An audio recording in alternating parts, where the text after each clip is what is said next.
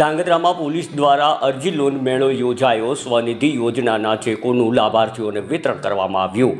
ધાંગધ્રા શહેરમાં સિટી તથા તાલુકા પોલીસ દ્વારા સંયુક્ત રીતે અરજી લોન મેળાનું આયોજન કરવામાં આવ્યું હતું। આ કાર્યક્રમ શ્રીમાળી સોની સમાજની વાડી ખાતે યોજાયો હતો। આ લોન મેળામાં શહેરના જરૂરિયાતમંદ લાભાર્થીઓ મોટી સંખ્યામાં ઉપસ્થિત રહ્યા હતા। સાથે સાથે બેંકના અધિકારીઓ અને કર્મચારીઓ તેમજ ધાંગધ્રા સિટી તથા તાલુકા પોલીસ મથકના અધિકારીઓ પણ હાજર રહ્યા હતા।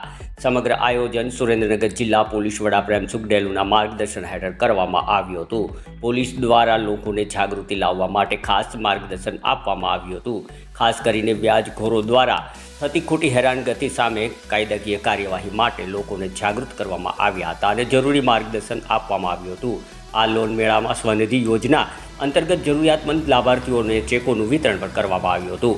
બ્યુરો રિપોર્ટ દિનેશ ગામવા સાથે ઋતુલકુમાર ધામેચા, ધ્રાંગધ્રા।